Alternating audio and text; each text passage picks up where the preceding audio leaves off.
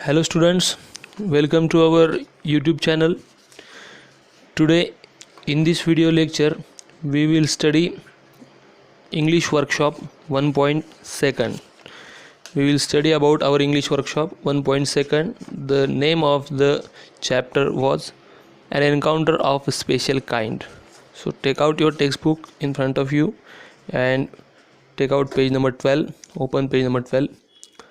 There is one question. First one question is in English workshop, state whether you agree or disagree with the following statements. Justify your choice with proper reasons.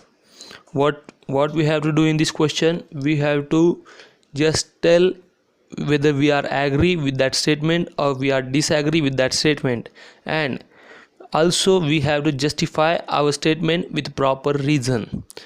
आपल्याला त्यामध्ये आपण त्या मताशी सहमत आहोत की नाही हे सांगायचं आहे आणि आपण का सहमत आहोत वगैरे त्याबद्दल डिस्क्रिप्शन तिथे द्यायचं आहे. A. The compound where the writer was living rich in nature's bounty. आपण ज्या ठिकाणी तिथे वाचलं होतं की ज्या ठिकाणी रायटर राहत होता, where writer was living, it was very beautiful place, natural beautiful place, great beauty of nature, nature's bounty. That means we are agree to this statement. Second one, holidays provide us an opportunity to read various magazines and storybooks. Yes, it is we are also agree with this statement because holidays is an opportunity to read various magazines and storybooks. In holidays we can read so many books. C. The narrator made a mistake by saving the baby langur. Disagree, because narrator didn't do any mistake by saving baby langur. narrator नी baby लंगूरला वाचवून काही चूक केली का? नाही. त्यामुळे आपण याशी डिसॲग्री आहोत. Next, animals can not convey emotions. Disagree. इथं सांगितलं काय की ॲनिमल्सला इमोशन्स कळत नाही, भावना कळत नाही. चूक. आपण या पाठामध्ये बघितलं, we have seen in this chapter that there was a mute communication between writer और narrator narrator and that baby langur's mother. And E. The narrator was 55 years old when this incident occurred. No, it was the incidents was happened in the past or in the maybe in the childhood of the narrator, and when narrator was remembering that incidents, that time narrator's age was 55 years old. So we are totally disagree with this last statement. Now let's move towards next question. Next question is match the pairs. Match the phrases given in the group A with their meanings in group B. So group A and group B, just we have to match those all phrases with each other. First one is to be a part and parcel of. आता first वनची जोडी कुठं लागते बघा. Page त्याच्यामध्ये सगळं वाचायचं आधी आणि बघायचं. 6 नंबरचं ग्रुप बी मधलं 6 नंबरचं सेंटेन्स काय आहे? To be an essential and integral part. म्हणजे अर्थ विचारला तिथे त्याचा. To be a part and parcel ऑफचा अर्थ काय होईल? To be an essential and integral part. Integral म्हणजे अविभाज्य भाग, एखाद्या गोष्टीचा अविभाज्य भाग बनून जाणे म्हणजे to be a part and parcel of. त्यानंतर ग्रुप ए मधलं बी वाचायचं. To be एनग्रोज्ड in. एनग्रोज्ड म्हणजे काय? पूर्णपणे त्यात व्यापून जाणे, मग्न होऊन जाणे. मग इकडे त्याचा अर्थ काय होतो? ग्रुप बी मध्ये 5th बघा. To be completely occupied in म्हणजे त्यामध्ये गढून जाणे. C. To take care of. आता टू टेक केअर ऑफ म्हणजे काय? Sorry, to take care of नाही, ते to take notice of. To take notice ऑफचा अर्थ काय होतो? एखाद्या गोष्टीवर लक्ष देणे. मग ग्रुप बी मधलं फर्स्ट काय आहे त्याच्यात बघा. To observe and give attention म्हणजे एखाद्या गोष्टीवर लक्ष देणे, एखाद्या गोष्टीचे निरीक्षण करणे. ग्रुप ए मधलं D. To figure out. To figure out म्हणजे काय, एखादी गोष्ट मोजणे समजा, किंवा आपल्याला त्याला आणखी काय म्हणता येईल, त्याला सॉल्व करणे. मग इथे आहे बघा ग्रुप बी मधलं second, to be able to solve a problem, एखादा प्रॉब्लेम सोडवता येणे. ई, ए मधलं E, to ponder over, to ponder over म्हणजे काय, विचार करणे, या एखाद्या गोष्टीबद्दल जास्त विचार करणे.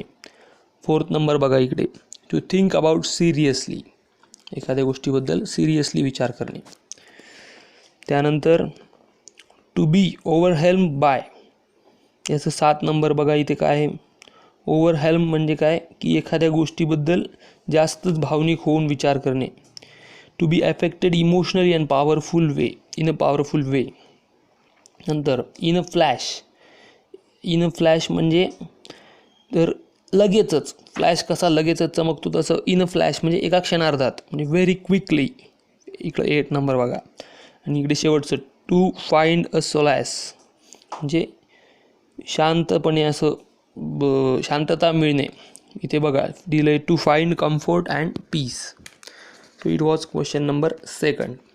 Question number 3 is write in your own words. हे तुमच्या स्वतःच्या शब्दात लिहायचं आहे. कसं लिहायचं आहे मी फक्त सांगणार आहे, सो मी स्वतःच्या शब्दात लिहायचं आहे. Write in your own words. First one is why did the narrator ignore the barking of dogs.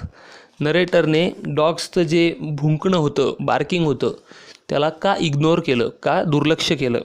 Because narrator was deeply absorbed in the book, because narrator was totally busy in reading books and magazines.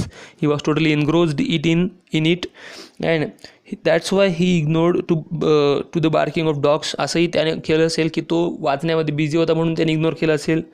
आणि किंवा त्याला असं वाटलं की गल्लीतल्या काही कुत्र्यांनी मिळून काय केलं असेल, ते डुकराला त्रास द्यायला सुरुवात केली असेल, किंवा ते डुक्कर त्यांच्या तावडीत सापडलं असेल. और because he thought that the pack of dogs might have cornered hapless pig. एखाद्या त्या डुकराला त्यांनी त्रास दिला असेल म्हणून त्या नरेटरने त्या भुंकण्याकडे दुर्लक्ष केलं. That's why narrator ignored the barking of dogs. Next question, why did mother langur make no effort to grab her baby from the coop. म्हणजे काय तर मदर लंगूरने काय केलं, आई वानर जी होती तिने तिच्या बाळाला त्या पिंजऱ्यातून सोडवण्यासाठी, त्या कप्प्यातून सोडवण्यासाठी, म्हणजे ज्याच्यात लेखकाने त्या बाळाला ठेवलं होतं तिथून सोडण्यासाठी कुठलाही प्रयत्न केला नाही. तर का नाही केलं. Because mother langur was feeling assured about that writer will not make any harm to her baby. तिच्या बाळाला रायटर कुठलाही त्रास देणार नाही. So that's why mother langur did not make any effort to grab her baby from the coop. So these 3 questions where you should try. तुम्ही हे सगळे 3 question सोडवले पाहिजे. क्वेश्चन नंबर 4 बघा, तुम्हाला काय करायचं आहे क्वेश्चन नंबर 4 मध्ये.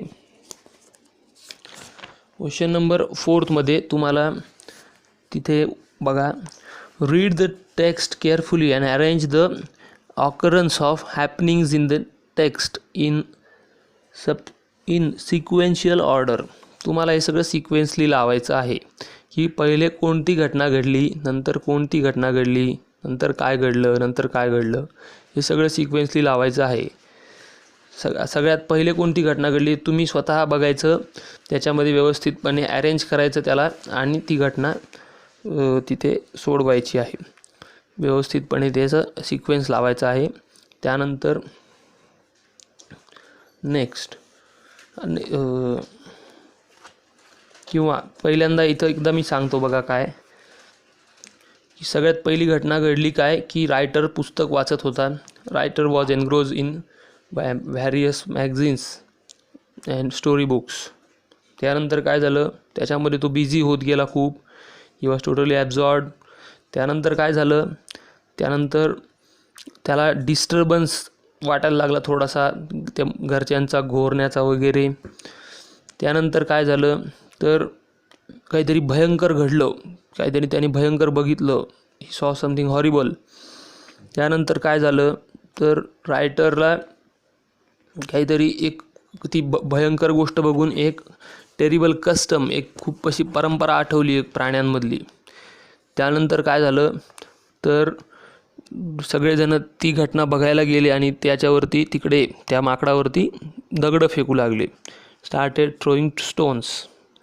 त्यानंतर काय झालं तर रायटर गेला वाचवायला कुणाला, बेबी लंगूरला.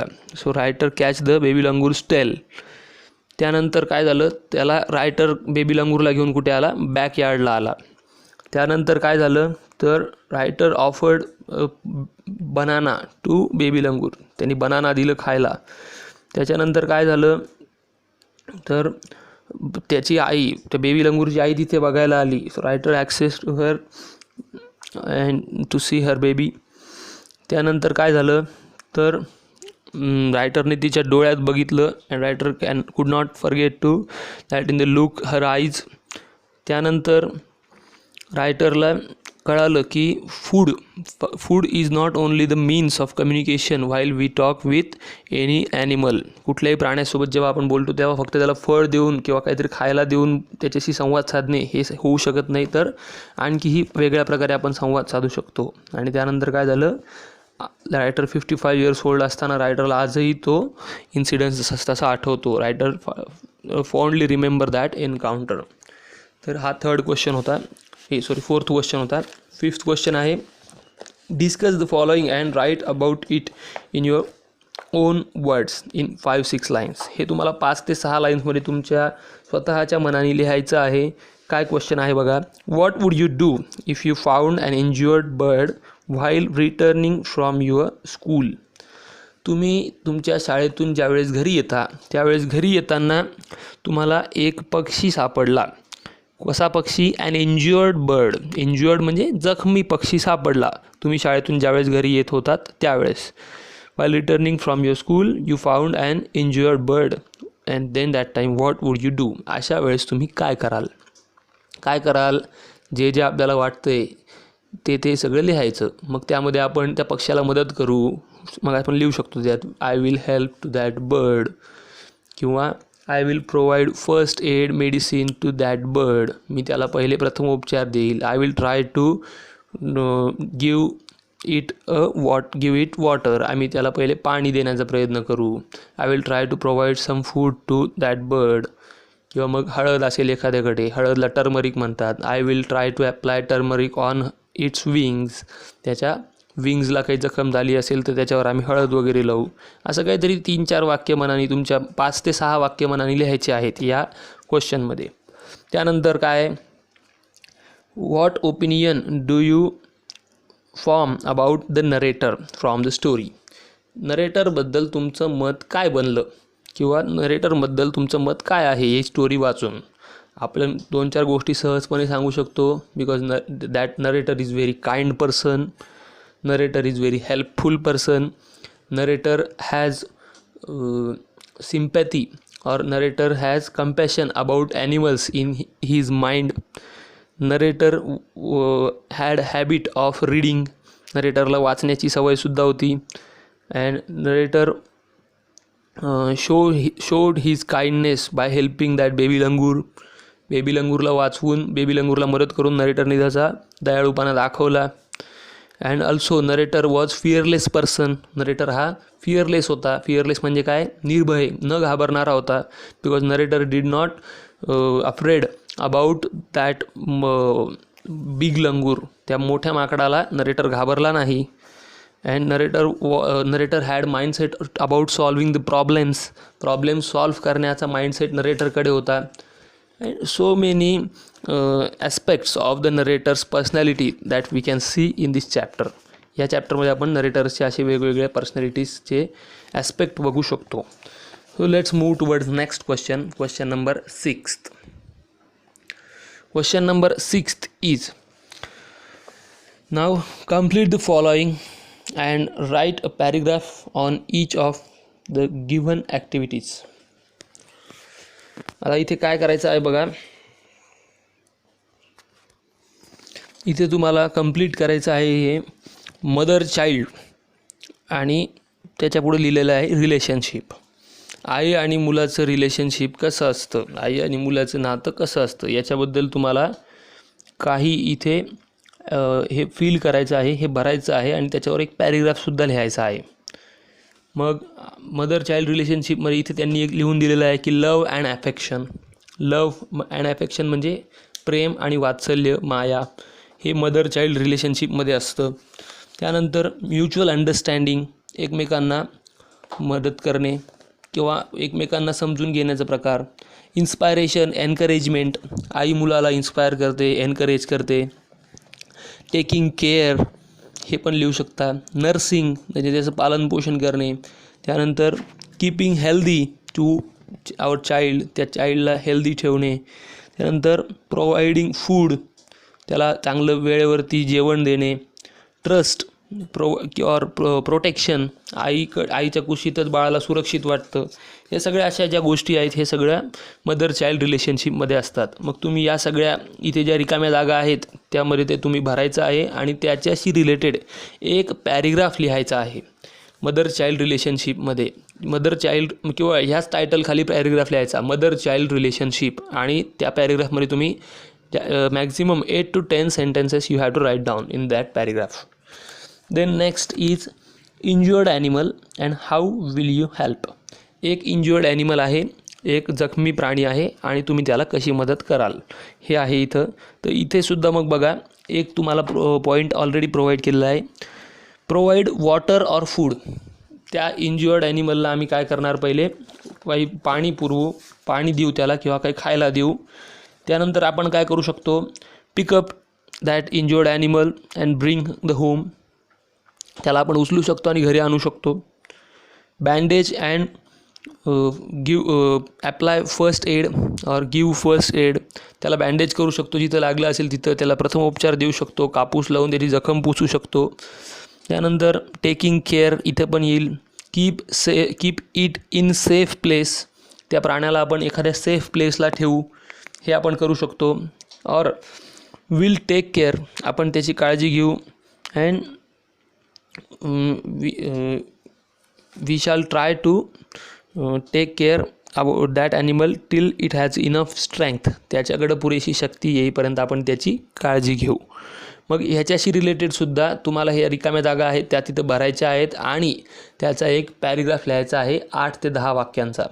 मग तिथं तुम्ही लिहू शकता, पॅरेग्राफचं टायटल लिहू शकता की डायरेक्टली असंही लिहू शकता, injured animal how will you help असं लिहून, मग आय विल हेल्प असं म्हणून स्वतःचं लिहून त्याच्यामध्ये हा क्वेश्चन कंप्लीट करायचा आहे. Okay, next question is question number 7. Question number 7 is work in pairs and make as many words as you can using letters in the word encounter. काय करायचं आहे, एन्काउंटर या शब्दापासून जितके शब्द तुम्हाला बनवता येतील तितके शब्द तुम्ही बनवायचे आहेत. मग इथे तुम्हाला एक चार्ट दिलेला आहे. चार्टमध्ये 3 वेगवेगळे कॉलम आहेत. त्या पहिल्या कॉलममध्ये लिहिलं आहे 3 लेटर वर्ड्स, म्हणजे 3 अक्षरं असलेले शब्द तुम्हाला त्या एन्काउंटर शब्दापासून बनवायचे आहेत. दुसऱ्या ब्लॉकमध्ये बघा, तिथे दुसऱ्या कॉलममध्ये बघा 4 लेटर वर्ड्स, तिथे 4 अक्षरी, आणि नंतर 5 or 6 लेटर वर्ड्स, तिथे तुम्हाला 5 आणि 6 अक्षरी असे शब्द बनवायचे आहेत. तिथे तुम्हाला ऑलरेडी एक्झाम्पल दिलेलं आहे बघा, 10 TEN एन्काउंटरपासून बनलेला शब्द आहे.